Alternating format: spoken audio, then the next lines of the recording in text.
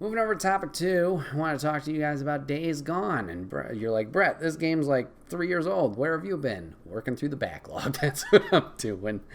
And Days Gone's been a lot of fun so far. I don't know how long this topic will go because I don't want to talk spoilers about the game. I'm going to try my best not to, but if I do, I apologize.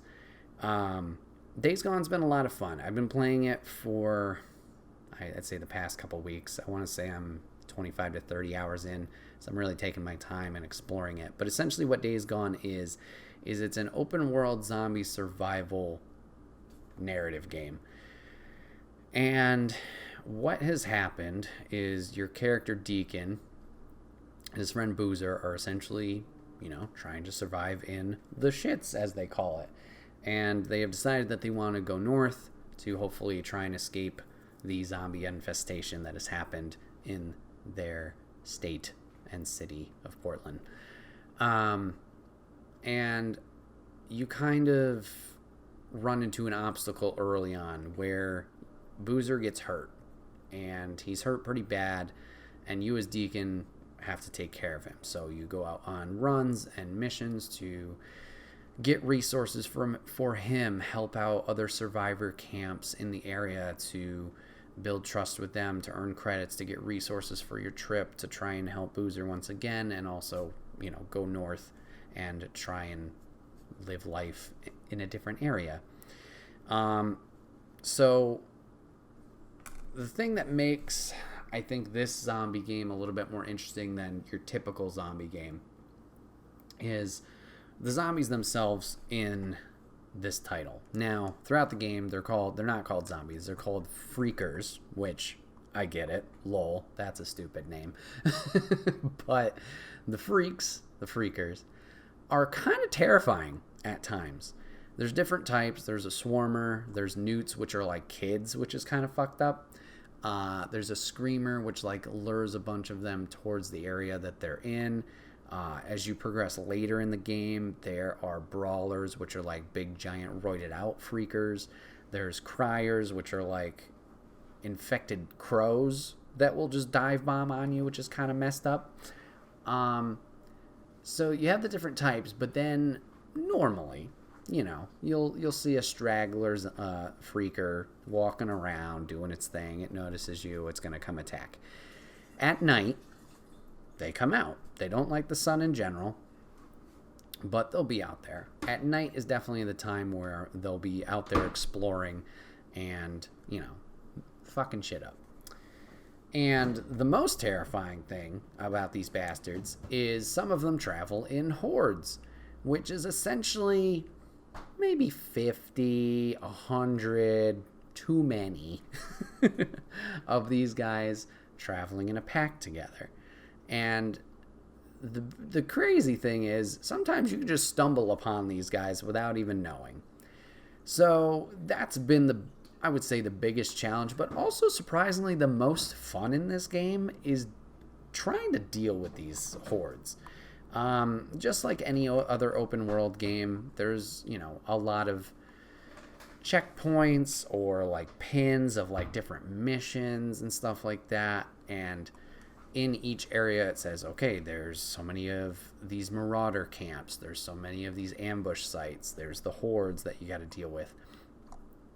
And it's essentially a big checklist. Do you have to do it all? No. But me, if it's fun, I enjoy doing it, I'll do it.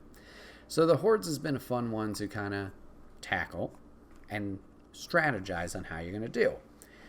Now, the reason these hordes are so difficult, along with their numbers, is they're very aggressive. So you trip one off, the whole crowd is going to be coming for you, and they're sprinting at you. It's not these old slow crawling walking zombies. No, these ones are aggressive and they're going to chase you down. And if you don't have a good plan, you're going to get swarmed fast. So the whole strategy is you got to kite them around, go in circles, and turn around, shoot when you can, maybe throw a Molotov cocktail in there, whatever it is. The worst, and I've only had this happen to me once, is when you're fighting off one horde and you're running around, you turn around, you shoot your gun, and then you run into a second one. Then you got all of that after you. Oh my God. Like I said, it's fun, at least for me, trial and error, just to like, I see like, oh my God, I'm making progress in it. And even in the loss, it's like, okay, I want to do it again. And that's good. That's good. You don't want the frustration aspect where things seem too hard, too difficult, and it just pushes you away. So I think that is a fun aspect of the gameplay that, you know, if you're ready for it, obviously nighttime you go out, they're out and about. You can even find them during the day, but they're like hidden away. So like they're hiding in caves, kind of hibernating, I guess you could say, or at least congregating in an area. So if you feel you're prepared, you can get the jump on them, and they're a little easier to fend off in that situation. So the hordes are fun. I mentioned the checklist. There's a lot of things to do in this game, along with obviously the story narrative that they're trying to tell. There's the different ambush camps and marauders. So throughout the game, you're going to kind of run into these different factions of people who are trying to survive. Through your story, you're going to run into different survivor camps as well that you're trying to assist. And for the most part, those people are sane. You know, some camps definitely have a different mindset and attitude of how they're going to fix things and rebuild stuff. And some's good, some's not so good. Like one of them is like a work camp, so that's not great. But yeah, so these other ones that you take care of are like the crazy people. Some people who went a little too far off their rocker per se.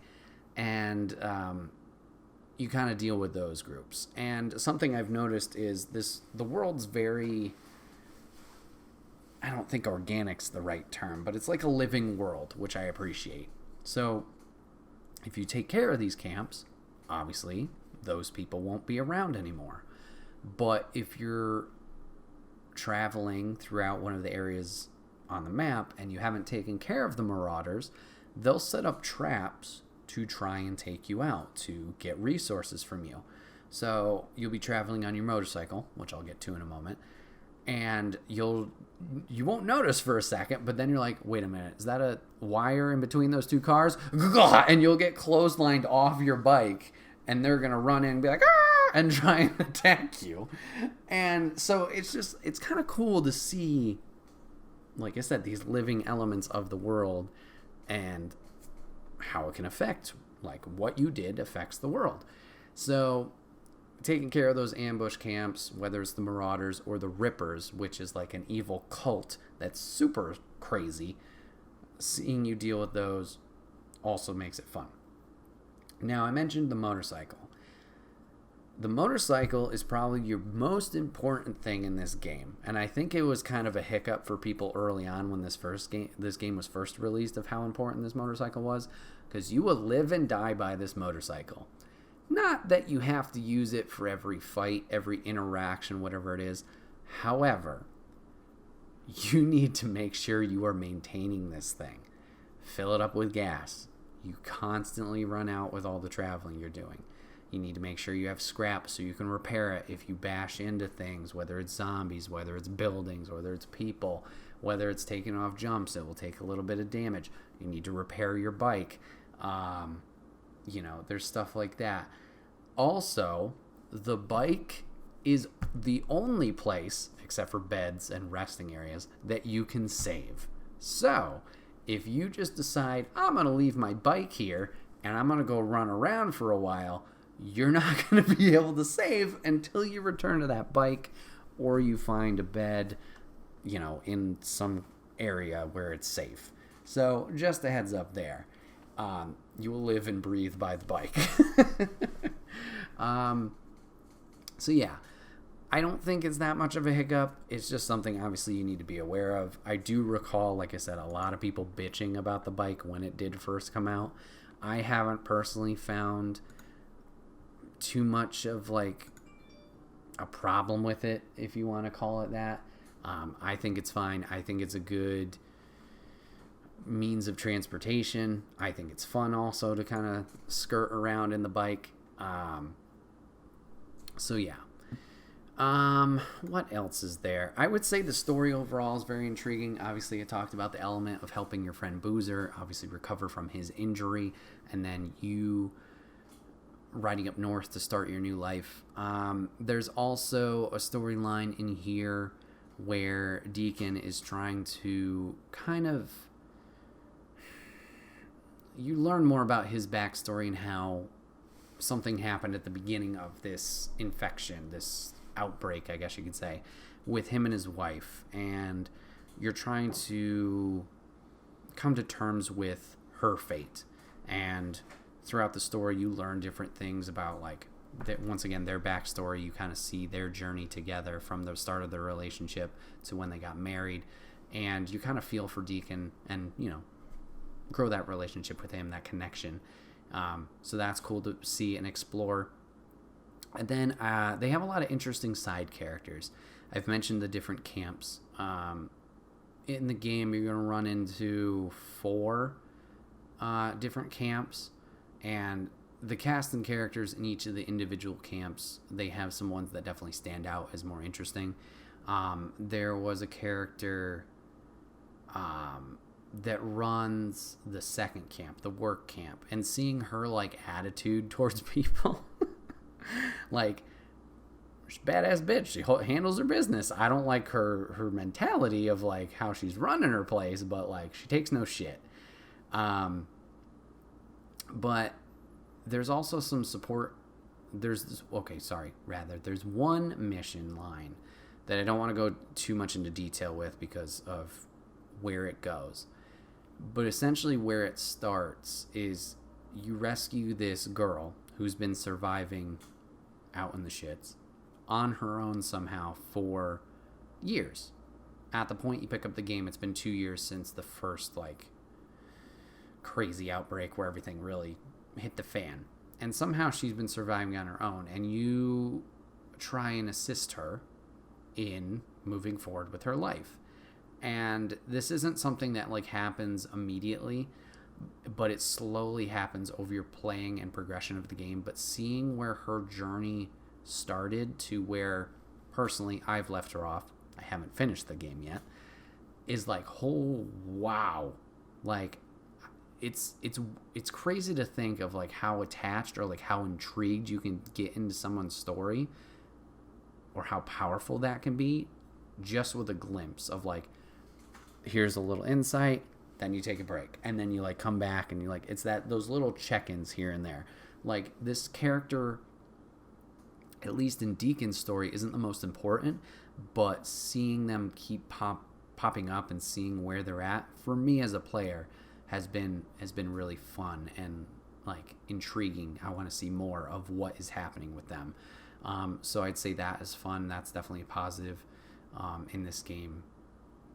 Positive in this game category. I don't know. However you say it. That's a pro. Yeah, like I said, I haven't finished it yet. I'm towards the end. I know I've been joking with the lady for a while. Oh, I'm almost done. That's another thing I would say this game does. It doesn't, like, drag on, but it does have moments of escalation where it's like, oh shit, am I at the end? Like, is this the third act, like a movie? And then something else happens. Like, oh, okay, I guess we're still going. So I looked at the walkthrough. I didn't see what happened, but I am towards the back nine. The back nine's only a half. I'm on the downslope. I'm on the downslope of this game. Should be wrapping it up in the next day or two, depending on if I really focus and don't get distracted by all the side shit. We'll see. Yeah, I'll be talking about this in 2 weeks. I finally finished it. But yeah, it's been a blast. I definitely, from a gameplay side, and maybe it's because it's part of my backlog, maybe they updated stuff, maybe they fixed bugs, whatever. From a gameplay perspective, I think it's really great. I don't know why it scored kind of in the mid-range in reviews. I will say some of the commentary this game makes is a little, like, icky because of, and I think it makes sense why people talk this way, but it's more of like, okay, this big infestation happens, the world's gone to shit, right? Everybody's dealing with this. And it's showing how people deal with things differently. So obviously we have the one side where it's very crazy, where you got the Rippers, who are this weird cult that kind of like adore the Freakers and want to be part of them, blah, blah, blah. And then you got your crazy Marauders who will just rape and pillage and do whatever they want. But then you got other people who you run into who are very conservative, I guess you could say. And they don't treat people badly, but they're very much like, okay, for example, one of the camps you help on early, he has a radio program, and you'll hear it from time to time, unless you skip it. You can skip it. I've listened to it. Where he's very blamey of everybody. And like, oh, the government is trying to do this and this conspiracy, and man, we got to make America good, and this and that. Is like, all right. So that's a little on the nose, I guess, but I don't know. It doesn't, to me, it doesn't disgust me or make me want to turn it off. It's just like, all right, I get it. That's how certain people would react to a situation like this, and it makes sense. It's the end of the world, the end of times, so people are gonna be a little bit more out there, I guess. I don't know. So there's that. Let's see. I'm reading through Wikipedia right now real quick to see what was critically about this game. Players are doing the exact same thing in the exact same way for hours on end. I get that, but that's most open world games. I feel is very rinse and repeat.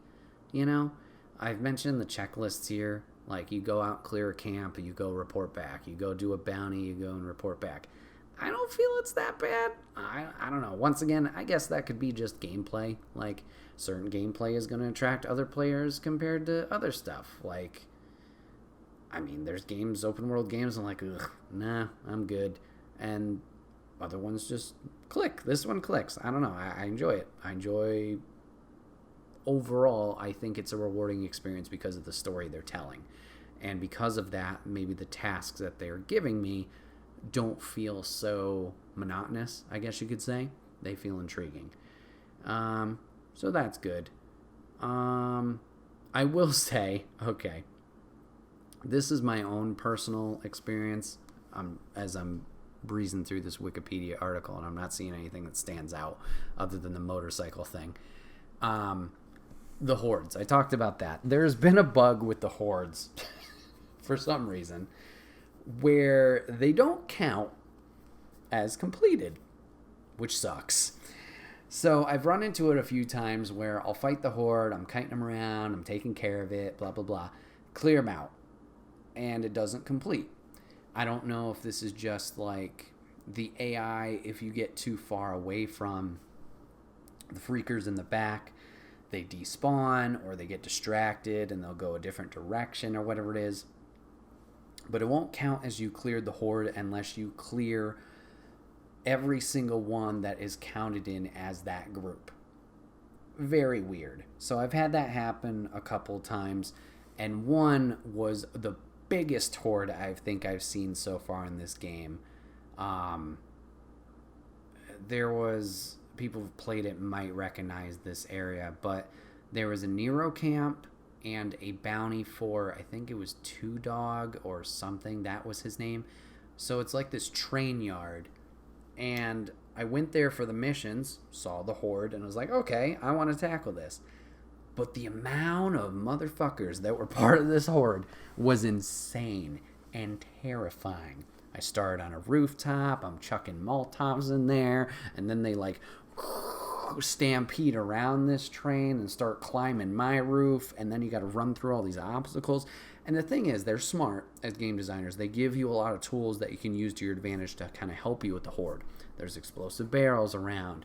There's these obstacles you can cut down things, and it will knock down boards to kind of make a barricade to hold them up a little bit. There's a tunnel that you can run through to really funnel them in. So it was a lot of fun tackling it, Took me about 8 tries to do it, and then when I finally did it, it didn't complete. So that was like, like, it's not the end of the world for me once again, because the gameplay is fun to me, where it's not the end of the world, but I could definitely see that being frustrating for someone who's like, I just put in all this work for this thing, and what the fuck, it doesn't count. Like, totally get that. You know, everybody's got their own thing. On the other side of the coin, I found a horde that was hilarious for me. And I haven't told Peanut Gallery this yet, so I'm wondering if she'll laugh. So there was a horde I ran into. Doing the usual thing. I'm running away on foot. I'm turning around, blah, blah, blah. They catch up to me. One smacks me. Now, usually, they smack you. You get damaged. You might fall on the ground, whatever. He smacks me as I'm reloading my gun. As he smacks me, the power of God compelled him off of my chest and flung him miles away from me. Oh, shit. The rest of the group proceeded to do the same thing. They all ran up, boom, blah, boom, blah, boom, just boop, boop, boop, boop, boop, boop, boop, boop, and all flew off me. Horde clear. Hey! I was like, okay, yeah. So that was weird, but okay. That was an odd bug. So I don't know. Days Gone has been a lot of fun. I'm enjoying going through my backlog. I feel a little bit like, hey, I'm doing a good job. It's been a fun experience. I'm interested and intrigued to do a little bit more research into when it launched. It didn't do so well. But from me, I recommend this game. I think it's a lot of fun, especially if you like the zombie genre. I think it's been a good time. Is it a little corny from here and there in the dialogue? Yes. I know everybody made fun of and memed the stupid line in their wedding, ride me as much as you ride your motorcycle. Yeah, that was dumb. I know, it was dumb and cringy as hell. The way they presented it in order of operations, it made no sense. They say it, and you see it in their wedding first, but then you get a flashback when they're in, like, at their engagement, and they make a joke about it. I think if they did order of operations and showed you in the engagement first, then the wedding, it would have made more, like, been funnier. But the way they did it was like, well, that's weird. But whatever, cringe. I get that. Whatever. It is definitely funny to hear. But highly cringe. I think it's fun. I think it's a good experience. I think it's a good narrative. I don't think they got greenlit for a sequel, which I know Sony Bend has been Bend Studio has been kind of like not happy about. But it is what it is. Yeah, another one off the backlog. I'm excited to, dive more into these experiences. If it's on if you haven't played it on PS4, I'm sure you can find it cheap now. If you have a PS5, I think it's included in like the PS4, not masterpieces, but like that catalog of games that you can download for free from the previous generation. I think it's on there for free. Don't quote me on it. But check it out if you have the time. Definitely some fun there. This has been another episode of the Wait, What Are We Talking About podcast. My name is Bret, a.k.a. Enigma9011, and you can catch this podcast live over on twitch.tv/Enigma9011 every Sunday at 8 p.m. Eastern. You join the chat if you're a subscriber over there. We'd love to have you in on the conversation. But if you can't catch live, that is A-OK. Go over to YouTube and podcast services where it drops topic by topic and is put in one big drops as one big video, an MP3 for your amusement on the following Friday. Last but not least, #ad merch store. Get all your swag over there. T-shirts, cups, backpacks, and more. Rep the brand, support us, and we will love you for it. Thank you guys so much for hanging out today, giving this a watch, giving it a listen, and we'll see you guys on the next one. Take care, guys. Bye.